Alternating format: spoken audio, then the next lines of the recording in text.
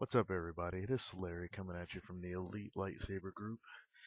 Want to come to you today and bring a reveal for a project I've been working on for about 4 or 5 months.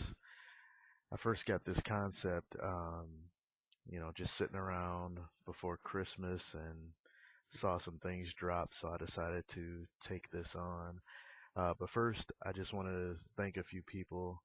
Um, in this video, I'm going to put a link to timestamps. So if you want to skip certain sections, so this intro section is going to be a bunch of thank yous. If you guys want to skip it, just hit the link below. But it's some pretty important people in this project that I have to thank.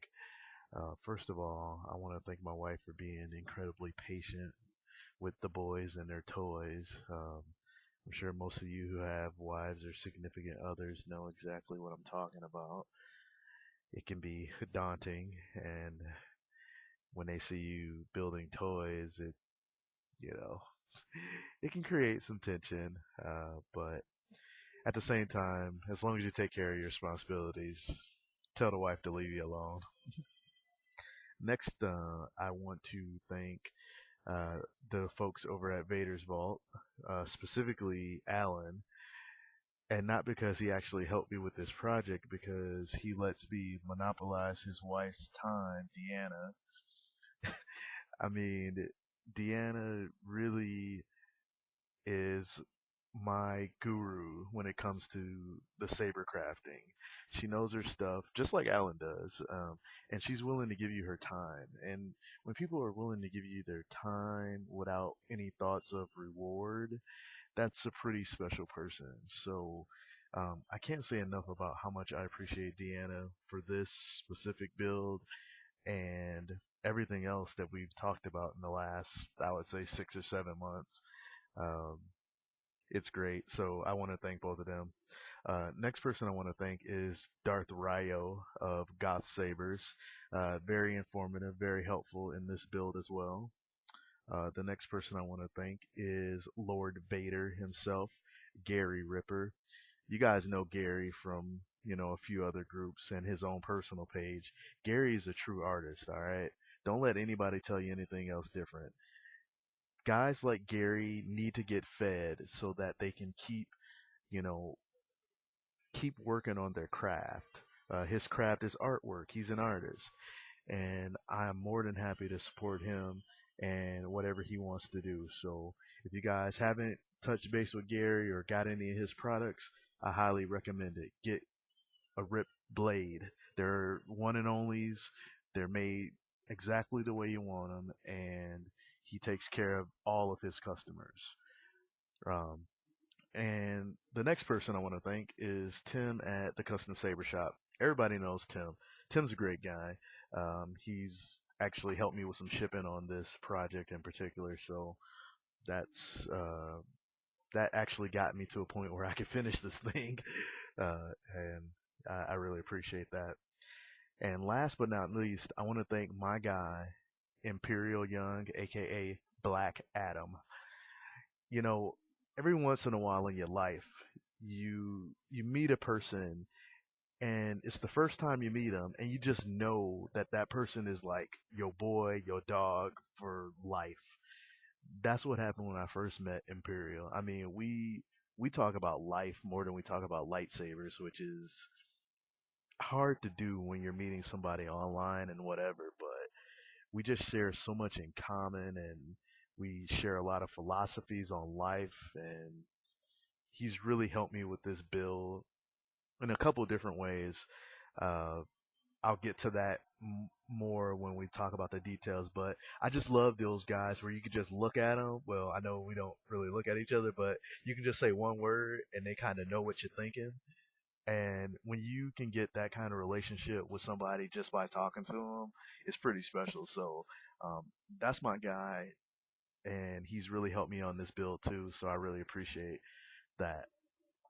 So with all of that being said, let's get to this concept. Um, about December 2015, I saw Saberforge release some concept art, and I really liked it. and I was growing up in the early to mid '90s, which is the golden age of hip hop. Um, I was a big East Coast guy. I like West Coast too. I like all music to be honest, but during that time I was pretty impressionable, and one of my favorite uh, group artists was the Wu-Tang Clan. I just love pulling old samples from the old school like Chinese kung fu movies. My mom was huge into kung fu movies because she was like during the heyday of Bruce Lee and stuff like that. So I grew up watching kung fu movies. It was awesome. So when they came out with, their style mixed with all of the old school Chinese movie clips, I was hooked. And I thought it'd be a really cool idea to come up with something in the Star Wars universe, yet still had a lot of the hip hop, Chinese sword style, all wrapped into one vibrosword. So this wouldn't have been possible without Lord Vader, Gary Ripper, because I gave him a piece of paper and said, "This is what I want," and he made it in like a week, and he sent it out the next week. So it was pretty nuts when I got it. I was like, "Holy cow!" So whoever is a fan of the KOTOR video game series, you will definitely appreciate this build. Um, this is what I have named the Sith Subduction Sword.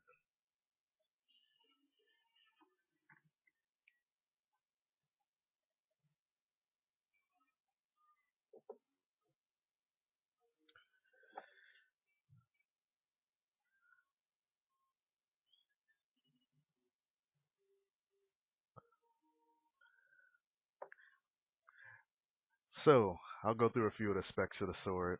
First off, the hilt.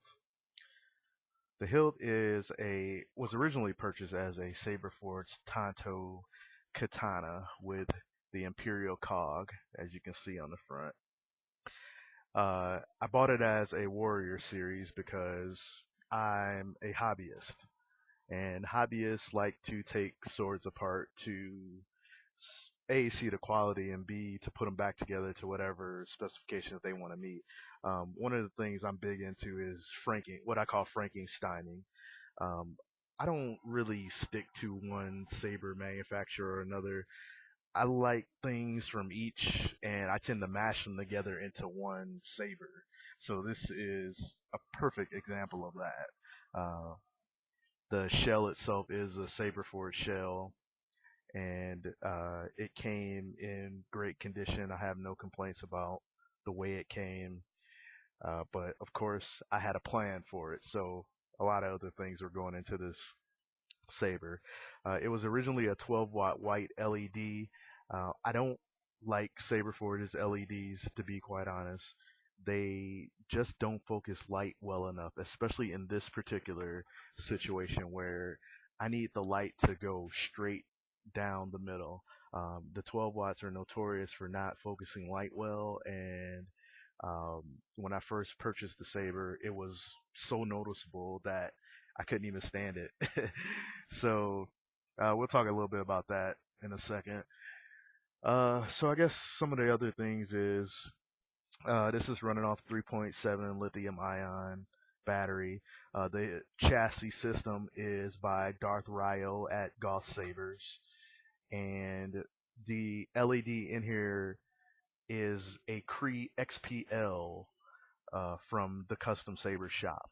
Uh, in speaking with Deanna over at Vader's Vault, she told me that pretty much the XPL was just sickening bright for a white LED, and it would definitely focus it a lot better because the die is centered on the star instead of the 2x2 configuration that Saberforge has. So I switched stars, and you know, it wasn't a surprise, but it came out a lot better, especially on pictures.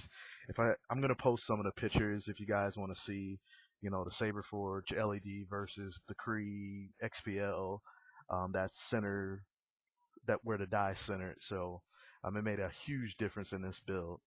A few other modifications that I made. When I first got the saber, it had a black reptile wrap.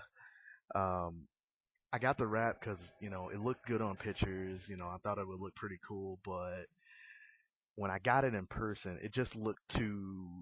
It was too pleather for me. Okay, look, I buy expensive stuff. you know, I didn't. I guess I shouldn't expect it much, but it just looked too plastic to me. So I started taking it off. Once I started taking it off, um, the metal started to become exposed. It looks like they crazy glued it on. I tried mineral spirits to get the crazy glue off, and it wouldn't budge. I don't know if it was Gorilla Super Glue, whatever. Um, it just wouldn't come off. So I effectively had to scrape it off with like a flathead screwdriver. And of course, once I started scraping it off, the paint started coming off. It was just like a black anodized or, just flat black, whatever. So as I started scraping the glue off, of course, the paint started coming off. So once I kind of looked at it, I was like, you know, F this. I'm just gonna take it all off. So I took my Dremel and a wire brush and I brushed all of the black paint off of the flat sides. And I redid it with a gold leaf paint that I got from Michael's, just craft paint, whatever. And I sealed it up with polyacrylic to make sure it didn't come off if it got hot or whatever. So now the paint inside of here is gold.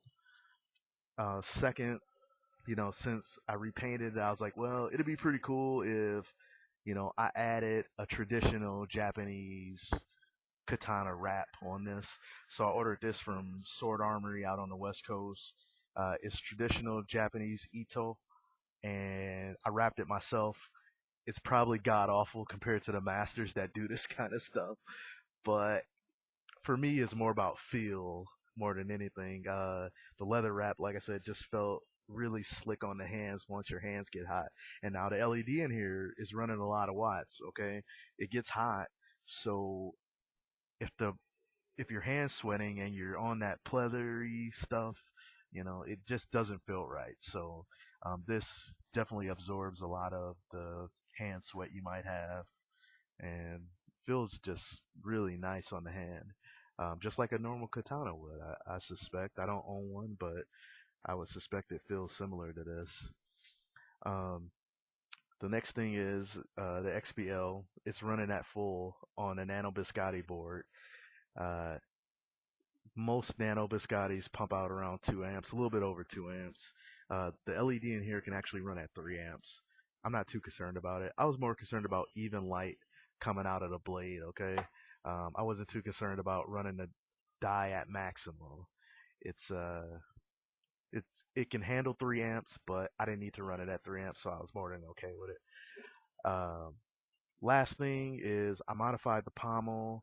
It already had a small hole in it. I just took, my Dremel again, drilled a slightly bigger hole, and I bought this traditional Chinese tassel to attach to the pommel end, just to give it a little bit more flair. It kind of matches the gold leaf that I painted on here, and just kind of completes the whole Wu-Tang sword vibe for me. Uh, so that's kind of the creme de la creme.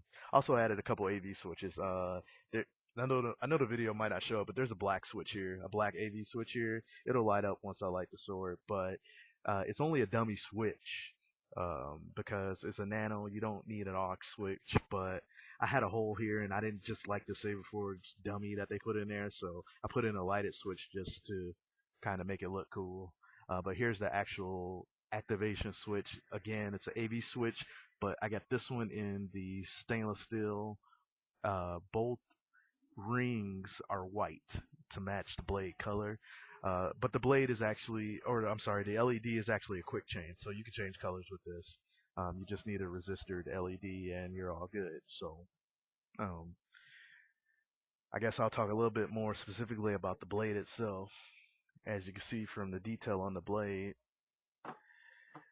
this is straight off the KOTOR game for the Blade-born Sith who slayed 10 Jedi in battle.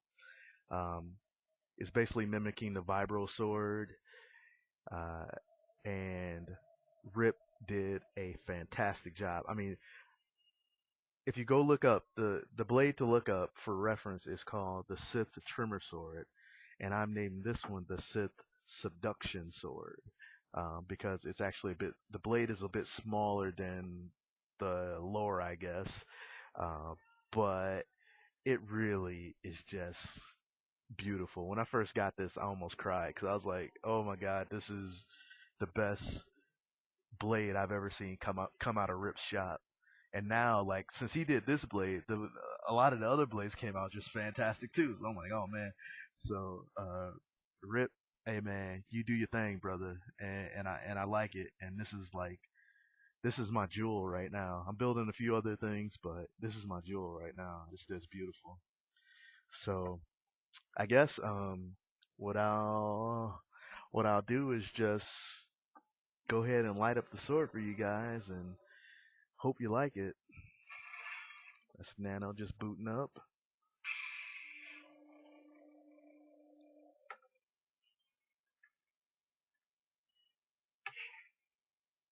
Now, right now, this saber has standard Nano Biscotti, dark meat, light meat, sound fox, but my guy Imperial is gonna hook me up with some Wu-Tang samples, and I'm gonna put up a new video once I get all the Wu-Tang samples all set up.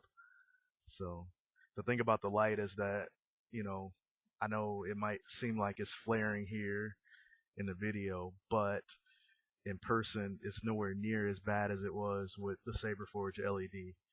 So it definitely was a plus to get the XPL Cree LED for this. It also was a bit of degradation in these parts. Like I said, I'm going to post pictures of the Saberforge LED, and so you can see the comparisons. This one's definitely brighter in person. I really hate that videos can't show a lot of the deltas when it comes to coloring, but uh, you know this is pretty much the joint, man.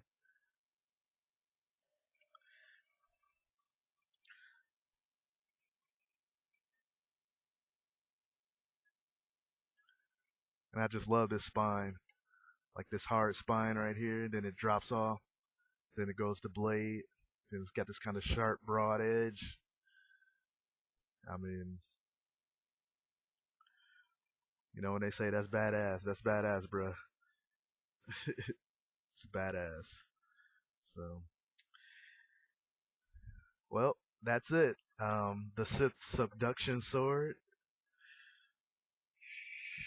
is finally complete. And once again, I want to thank everybody who I mentioned earlier. It's been fun. Till next time, everybody out there in Saberland. This is Larry signing out. Talk to you later. Peace out.